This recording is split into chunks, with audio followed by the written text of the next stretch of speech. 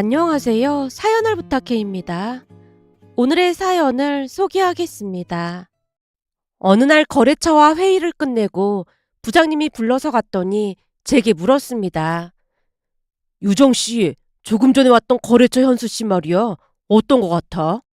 현수씨요? 글쎄요. 착실하고 일처리도 빠른 것 같습니다. 그렇지. 사람이 참 성실하고 일도 잘하고 거기다 예의도 발라서 뭐 하나 나무랄 데가 없어 보인다니까. 아, 네. 그래 보이긴 했습니다. 사실은 말이야. 현수 씨가 내 친구 아들이야. 라며 부장님이 제 눈치를 살피고 있었습니다. 그 말에 놀란 제가 선뜻 대답을 못한 채 머뭇거리고 있었어요. 놀랐지?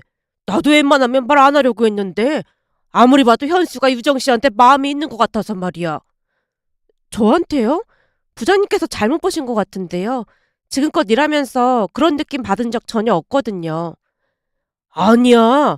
내가 현수를 하루 이틀 본 것도 아니고 딱 보니 유정 씨한테 마음이 있어 보이길래 얼마 전에 현수한테 물어봤더니 맞다고 하더라니까. 그래서 말인데 우리 현수랑 밥 한번 먹어줄 수 있을까? 밥이요? 순간 너무나 놀란 채 부장님을 뚫어져라 바라보고 있었는데요. 부장님이 다급한 목소리로 물었어요. 혹시나 남자친구가 있었던 건가?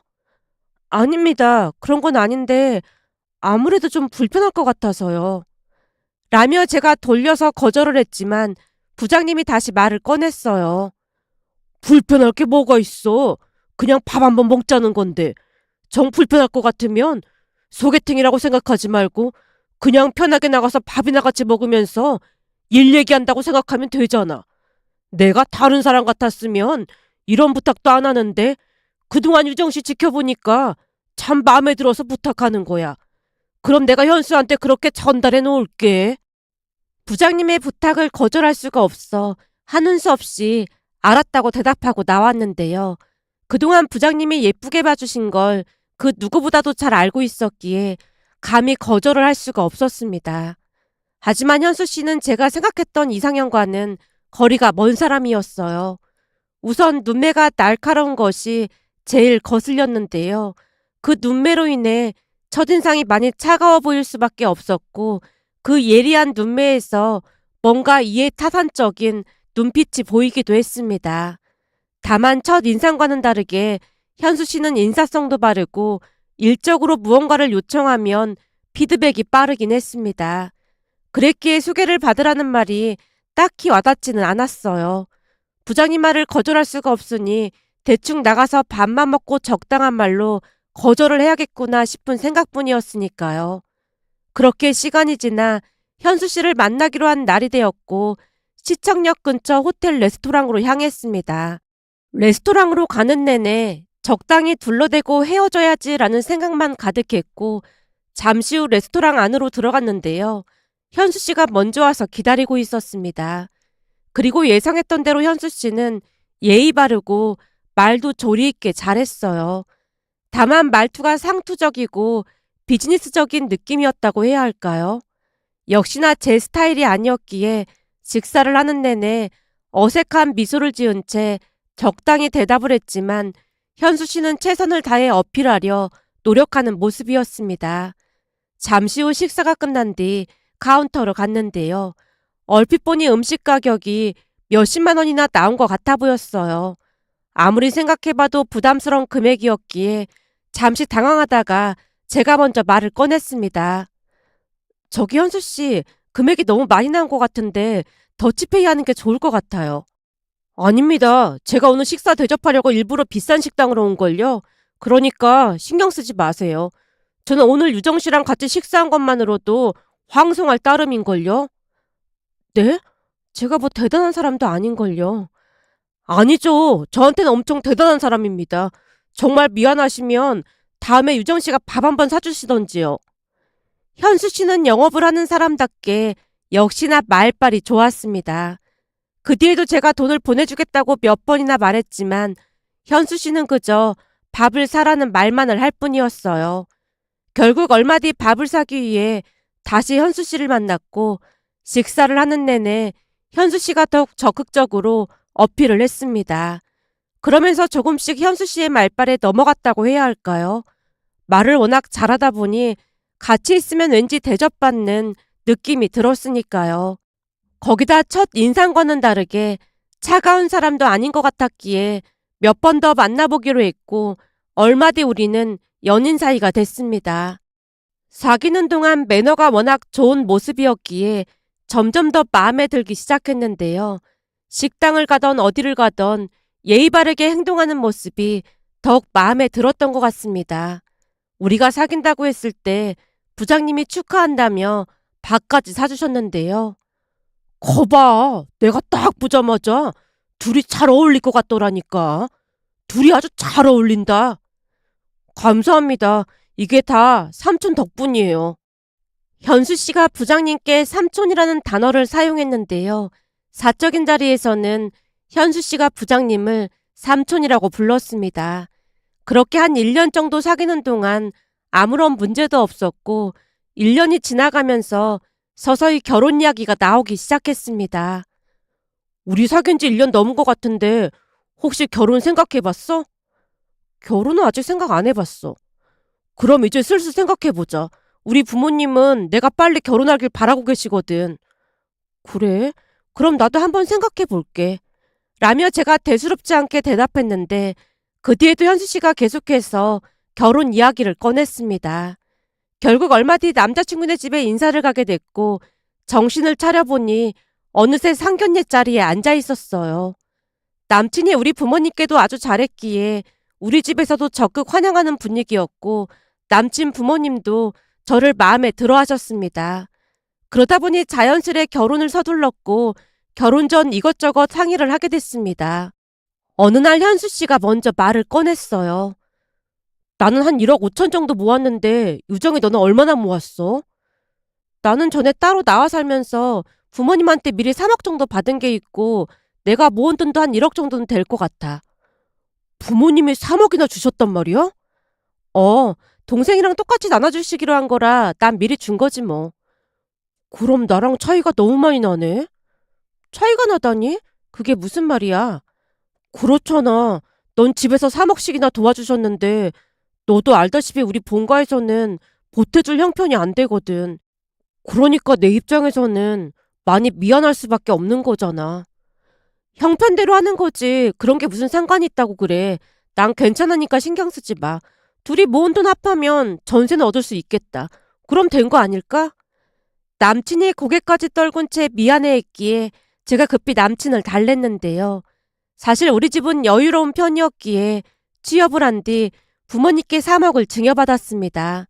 그때 당시에는 그냥 당연하게 받아들였는데 주변을 둘러보니 남편도 그렇고 형편이 어려운 집도 많다는 것을 깨닫고는 부모님께 감사한 마음이 들었습니다. 하지만 예비시댁은 여유롭지 못한 상황이었기에 돈을 보태줄 수 있는 형편이 아니어서 가지고 있는 돈으로 결혼하고 신혼집을 구했습니다. 그 뒤 여느 신혼부부들처럼 순탄한 신혼생활을 했습니다. 친정이 신혼집에서 가까워서 오며 가며 자주 찾아뵙는 편이었고 부모님은 지극정성이라고 할 정도로 남편에게 잘했어요. 갈 때마다 진수성찬을 차려놓은 건 말할 것도 없었고 나들이 겸 백화점에 가서 남편 옷과 이것저것들을 사주기도 했습니다. 그럴 때마다 남편이 90도로 허리 숙여서 감사 인사를 했고요. 그런데 조금 신기했던 것이 있었는데요. 명절을 앞둔 어느 날 남편이 먼저 말을 꺼냈어요. 여보, 명절날 처가댁부터 갔다가 본가에 갈까? 명절날 친정부터 간다고? 우리 집에서 가까우니까 처가댁부터 갔다가 본가에 가는 게 좋을 것 같아서 그래. 나야 좋긴 하지만 어머님 아버님께서 서운해하지 않으실까? 그건 내가 잘 말할 테니까 걱정할 필요 없어. 그럼 처가댁부터 갔다가 본가 가는 거다. 남편이 다시 강조해서 말하는 모습에 조금은 낯선 기분이 들었지만 그만큼 우리 부모님을 신경 써준다는 생각에 고마운 마음이 더 컸던 것 같습니다. 그렇게 명절이 다가왔고 즐거운 마음으로 전날부터 친정에 갔는데요. 그날 남편의 행동을 보면서 불쾌감을 감출 수가 없었습니다. 남편은 우리 부모님을 배려해서 친정에 먼저 간 게 아니었거든요. 다음날 차례를 지내고 역시나 부모님이 음식부터 이것저것들을 바리바리 싸줬고 시댁에 간다는 말에 아빠가 아끼고 아끼던 양주까지 꺼내서 주면서 말했어요. 이 양주 사돈 양반 갖다 드려라. 이거 엄청 비싼 양주를 아빠가 아끼던 거잖아. 음식이랑 선물 세트도 잔뜩 챙겨줬는데 양주는 안 줘도 돼. 명절인데 처가부터 오는 사이가 몇이나 되겠어. 사돈 양반 두 분께도 고맙고 이서방한테도 고마워서 그러는 거니까 두 분께 잘 전해드려. 네, 장인어른, 말씀 받들겠습니다. 남편이 낼름 양주를 받아 챙겼어요. 양주를 받아 챙기면서 역시나 남편이 아부성 발언을 했고 아빠가 한바구음을 짓고 있었는데요. 순간 참을 수 없는 불쾌감으로 속이 부글거렸다고 해야 할까요?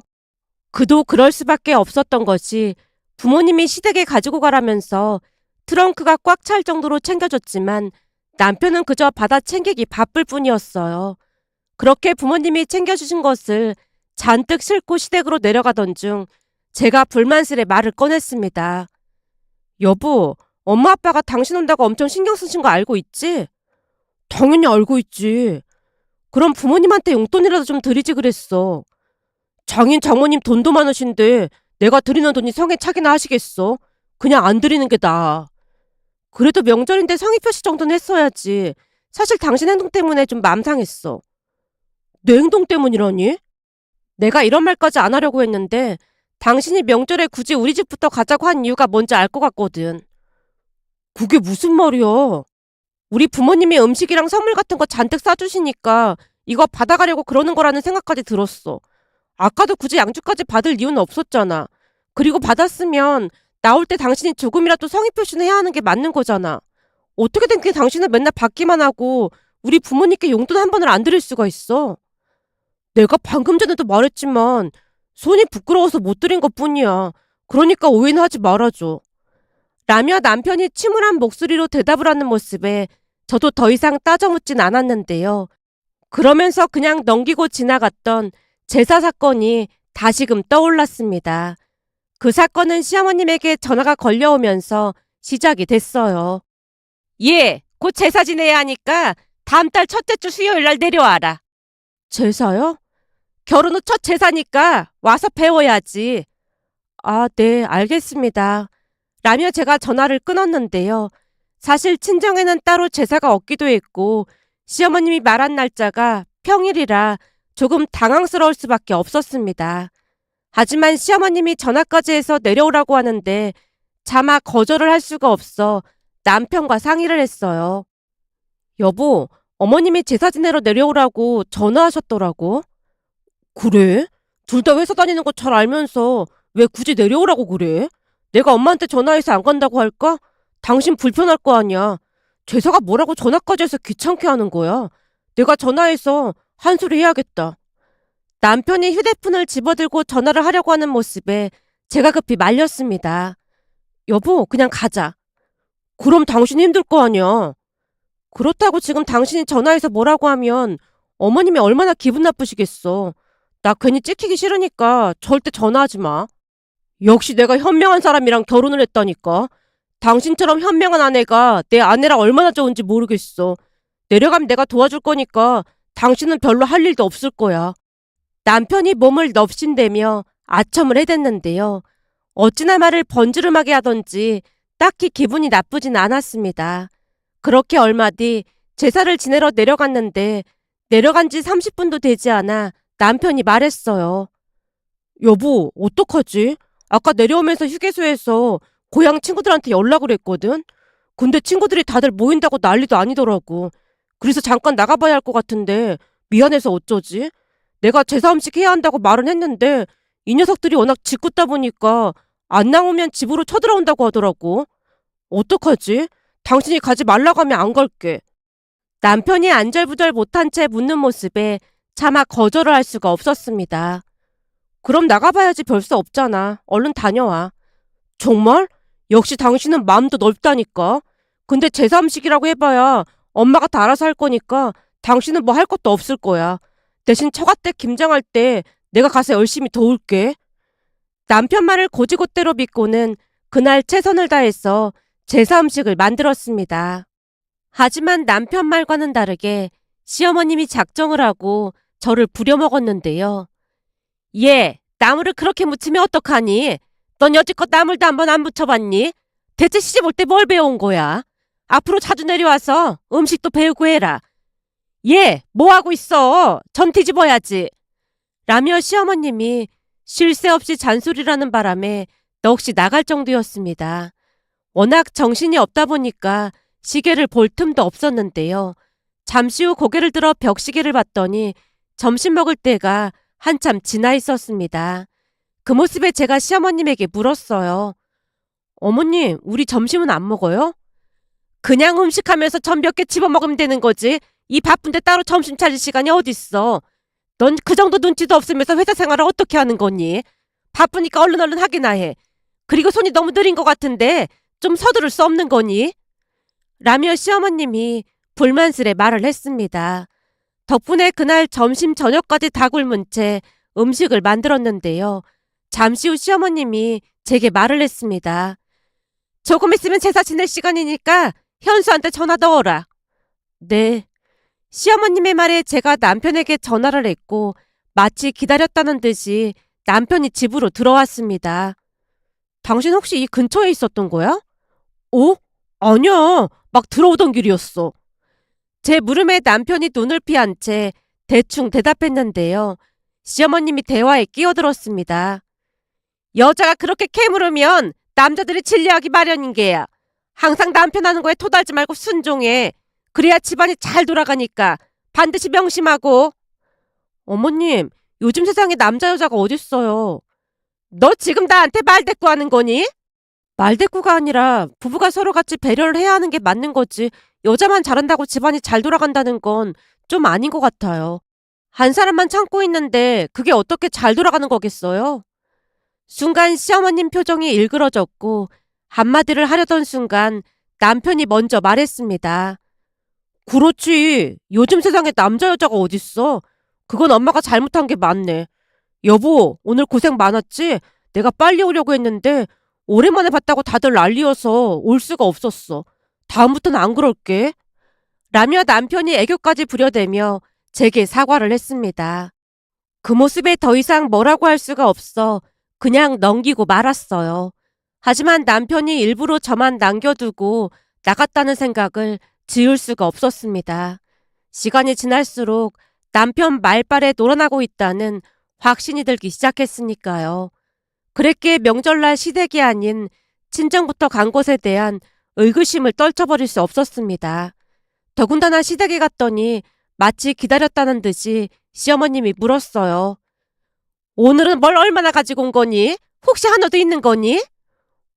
한우도 있는 것 같더라고. 차 트렁크를 열고는 시어머님과 남편이 시시덕거리는 모습에 의심이 아닌 확신이 들었다고 해야 할까요? 하지만 딱히 확인할 방법이 없었기에 그냥 모른 척하고 말았는데요. 그나마 다행이었던 것은 제삿날 제가 말대꾸를 한 뒤로는 더 이상 대놓고 일을 시키진 않았습니다. 잠시 후 한우를 구워서 다 같이 식사를 하던 중 남편이 말을 꺼냈어요. 이거 장인어른이 주신 건데 엄청 비싼 양주라고 하더라고. 아버지, 한 잔 받으세요. 라며 시아버님께 따라드리려고 하던 순간 시어머님이 제게 말했어요. 이런 건 며느리가 따라줘야 더 술맛이 나지 않겠니? 네가 좀 따라줘 봐라. 글쎄요. 저는 회사에서도 상사한테 술은 잘 안 따라주거든요. 아들이 따라드리는 게 더 술맛이 나지 않을까요? 제가 싸늘한 목소리로 말을 했는데요. 그날 시어머님의 의도가 왠지 모르게 불순하게 느껴졌거든요. 결국 제 표정이 싸늘하게 굳어있자 남편이 말을 꺼냈어요. 엄마, 요즘 그렇게 막 술 따르라고 하면 큰일 나. 남도 아니고 시아버지한테 따라주라는 건데 큰일 날 게 뭐가 있어. 그니까 그걸 왜 굳이 이 사람한테 따라주라고 강요를 하냔 말이야. 아버지, 제가 따라드릴게요. 남편이 술을 따라드렸고 신나서 양주를 마셨습니다. 물론 저는 입에도 대지 않았고요. 그렇게 명절을 보낸 뒤 집으로 올라왔고 얼마 뒤 엄마에게 전화가 걸려왔습니다. 11월 셋째 주 주말에 김장할까 하는데 올 수 있겠어? 저번에 이서방이 김장 때 꼭 부르라고 하기에 연락했어. 미리 시간 빼놓을게. 본인이 김장하겠다고 약속했으니까 참석하겠지 뭐. 라고 전화를 끊은 뒤 퇴근 후 집에 가서 남편에게 말을 꺼냈어요. 여보, 11월 셋째 주 주말에 김장한다고 하니까 알고 있어. 당신이 김장 도와준다고 했잖아. 당연하지. 내가 최선을 다해서 도와줄 테니까 아무 걱정하지 마. 남편이 큰 소리를 치는 모습에 문득 궁금한 생각이 들어 물었어요. 근데 시댁은 김장 따로 안 하셔? 전에부터 안 하셨던 거야? 그런 건 아닌데 두 분밖에 없기도 하고 별로 안 드신다고 안 하시는 것 같더라고. 그래? 암튼 김장 날짜 잊지 말고 있어. 라고 당부를 했고 남편이 크게 고개를 끄덕였습니다. 사실 그동안 말만 번지르르하게 하고 뺀질거리기만 하던 남편이 고생을 했으면 하는 마음도 있었어요. 거기다 물론 제가 부모님께 용돈을 따로 챙겨드리긴 했지만 말로만 때우고만은 남편이 얄밉기도 했으니까요. 그렇게 시간이 지나 김장하는 날이 다가왔는데 김장 전날 남편이 난감하다는 표정으로 입을 뗐습니다. 여보, 내일이 김장이잖아. 근데 조금 전에 연락이 왔는데 고향 친구 아버지가 갑자기 돌아가셨다고 하더라고. 전에 많이 도와줬던 친구라 가봐야 할 것 같은데 미안해서 어쩌지? 가게 되면 주말 내내 있어야 할 것 같아서 말이야. 친구 아버지가 돌아가셨는데 빨리 가봐야지. 어쩔 수 없는 일이잖아. 김장 도와드리고 싶었는데 진짜 미안해. 혹시 당신이 오해할까봐 부고장 보여줄게. 라며 남편이 휴대폰으로 부고장까지 보여주고는 급히 내려갔습니다. 결국 친정 가족끼리 김장을 했는데요. 일요일 점심때쯤이 되자 남편이 친정으로 들어왔어요. 당신 오늘 밤까지 장례식장에 있는다고 하지 않았어? 그게 아무래도 김장이 걸려서 급하게 올라왔어. 장인 장모님, 늦게 찾아뵈서 죄송합니다. 아니야. 친구 아버지가 돌아가셨다는데 당연히 가봐야지. 그럼 점심 안 먹었겠네. 내가 얼른 수육이랑 준비할 테니까 잠깐 앉아 있어. 엄마가 수육을 만들어서 김장 김치와 함께 상을 차렸는데요. 김치 맛을 보던 남편이 오장육부라도 꺼내줄 듯 온갖 아첨을 했습니다. 역시 장모님 김치는 예술입니다. 저는 지금껏 이렇게 맛있는 김치는 먹어본 적이 없어요. 이 정도 솜씨면 예술에 가까운데 인간 문화재로 등록돼야 하는 거 아닙니까? 아유, 너무 비행기 태우지 마. 아닙니다. 진짜 이 정도면 인간 문화재로 등록돼야 한다니까요. 장모님, 저 오늘 밥 좀 많이 먹어도 되는 거죠? 그럼 수육도 많고 하니까 많이 먹어. 역시나 엄마가 한박 웃음을 지었고 그 뒤에 또 남편의 아첨은 끝날 줄을 몰랐습니다. 그러던 중 남편이 눈치를 보며 말을 꺼냈어요. 사실 저번에 장모님 김치 먹어보고 엄마가 맛있다고 엄청 칭찬했거든요. 동네 분들 오실 때마다 장모님 김치 맛보라고 하면서 막 자랑하고 난리도 아니었다고 하더라고요. 사부인도 김치 잘하실 텐데 너무 과찬을 하셨구만 그래. 장모님 음식 솜씨에 비하면 우리 엄마는 그냥 세 발의 피죠 뭐. 남편이 작정을 하고 엄마를 띄워주자 엄마가 먼저 말했습니다. 그럼 말 나온 김에 사돈 두 분도 맛 좀 보시라고 김치 좀 보내드릴까? 정말요? 그럼 엄마 아버지가 엄청 좋아하실 겁니다. 그럼 내가 몇 통 담아서 보내드리지 뭐. 장모님, 이 은혜 평생 잊지 않겠습니다.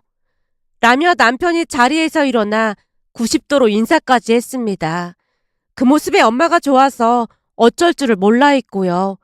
하지만 그날도 역시 남편은 입만 나불댈 뿐 김치와 반찬을 바리바리 챙겨서 후다닥 집으로 돌아왔는데요. 그런 남편의 모습을 보며 다시 한번 정이 떨어졌습니다. 그때쯤은 우리 부모님을 이용하고 있다는 생각마저 들었거든요. 말만 번지르르 하면서 실속만 차리는 것 같아 조금씩 마음이 식어가고 있었습니다. 그러던 어느 날은 친정 아파트 엘리베이터가 공사 중이어서 계단으로 오르내리던 엄마가 넘어지시는 바람에 발목을 크게 다쳤습니다. 결국 의사가 수술까지 해야 한다고 말을 했고 그날 집에 돌아와서 남편에게 말을 꺼냈어요. 엄마 수술하셔야 한다는데 수술비가 200만 원 정도 나올 것 같아. 그중 반 정도는 우리가 보태고 싶은데 당신 생각은 어때? 수술비가 많이 나온 것도 아닌데 굳이 우리가 보태야 하는 거야? 남편이 뾰로통한 얼굴로 대답을 했습니다. 그동안 부모님이 이것저것 많이 챙겨주셨는데 그 정도 성의 표시는 해야 할 것 같아서 말 꺼낸 거야. 라며 제가 싸늘한 목소리로 대답을 했지만 남편이 입을 꾹 다문 채 대답을 피했습니다. 그 뒤 병원비 문제를 2번 다시 언급하지 않는 모습에 결국 제가 가지고 있던 비상금으로 엄마에게 드렸어요. 엄마, 이거 병원비에 보태. 우리 돈이 있으니까 그냥 넣어둬.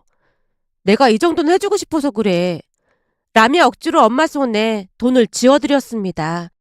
그 와중에도 남편은 제가 병원비 이야기를 꺼낼까 싶어 비하는 기색이 역력해 보였습니다. 그 모습에 더욱 정이 떨어질 수밖에 없었는데요. 그동안 우리 부모님이 사위한테 그렇게나 잘했는데 어쩜 그럴 수가 있는 것인지 도무지 이해할 수가 없었습니다. 그 일을 겪으면서 내가 이 정도밖에 안 되는 남자랑 결혼을 했구나라는 생각에 하루하루 너무 힘들기만 했으니까요.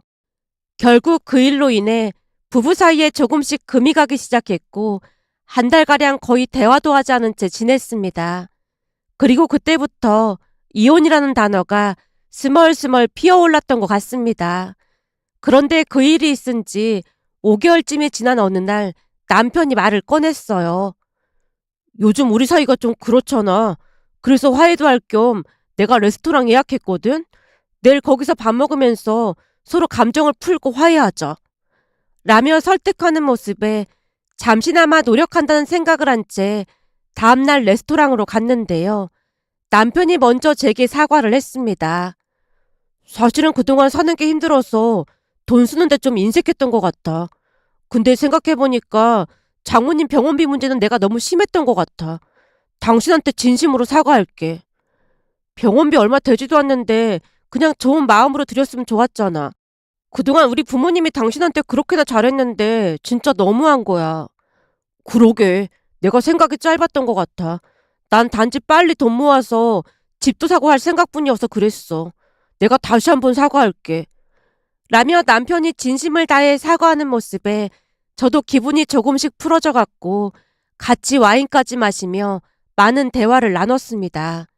그런데 역시나 남편은 딴 마음을 품고 있었는데요. 잠시 후 남편이 기가 막힌 말을 꺼냈거든요. 그때 장모님 병원비도 못 보태드리고 그러면서 불효를 했다는 생각이 들지 뭐야. 이제는 부모님께 효도하고 살기로 마음먹었어. 그래서 말인데 며칠 전에 엄마한테 전화가 걸려왔는데 당신도 알다시피 집이 너무 낡아서 리모델링을 해야 한다는데 2천만 원 정도가 필요하다고 하시더라고. 그 돈 보태드릴 거니까 그런 줄 알고 있어. 뭐? 2천만 원? 방금 전에도 얘기했지만 이제부터는 양가 부모님께 효도하면서 살 생각이거든. 효도를 핑계 삼아 남편이 아주 당당하게 말하고 있었습니다. 순간 뻔뻔한 남편의 모습에 소름마저 돋았는데요. 그런 제 마음을 아는지 모르는지 남편이 일방적인 통보를 하고 있었습니다. 그 순간 그동안 겨우 부여잡고 있던 이성의 끈이 끊어지고 말았고 남편에게 쏘아 붙였습니다. 당신 진짜 웃긴다. 우리 엄마 병원비 100만 원만 보태달라고 하니까 그건 아까워서 못 드려놓고는 시댁에 2천만 원을 드리겠다고? 그래서 내가 방금 다 설명했잖아. 그걸 계기로 앞으로는 반성하고 양가 부모님께 효도하고 살겠다고. 그래? 그럼 우리 부모님 집도 리모델링하게 돈 좀 보태드리자. 저가댁은 멀쩡한데 갑자기 무슨 리모델링이야. 억지 좀 부리지 마. 남편이 눈까지 부라리며 버럭했습니다. 뭐? 억지? 당신 지금 억지라고 했어? 그래, 당신 지금 그냥 억지 부리고 있는 거잖아. 이런 말 하기 좀 그런데 2분 돌아가실 때까지 가지고 계신 돈 다 쓰지도 못할 텐데 굳이 우리가 도와드려야 할 이유를 난 잘 모르겠어. 남편이 미간을 잔뜩 찌푸리며 말했습니다. 결국 제가 조용히 자리에서 일어나며 말했어요. 당신 진짜 못돼 처먹은 인간이었구나. 내가 사람을 잘못 본 게 확실하네. 당신 속마음을 안 이상 난 더 이상 당신이랑 못 사니까 그만 이혼하자. 뭐? 이혼? 아무리 화가 난다고 해도 그렇지. 이혼이란 말 너무 쉽게 하는 거 아니야? 쉽게 한 거 아니야. 그동안 계속 참고 있었던 것 뿐이지. 소송 이혼해봐야 골치 아프니까 조용히 합의 이혼하자. 그래? 이혼하자고 하면 누가 무서워할 줄 알아? 라며 남편이 다시 큰 소리를 쳤고 그날 짐을 싸서 친정으로 들어갔습니다. 그리고 저는 변호사를 통해서 이혼 준비를 해나갔습니다.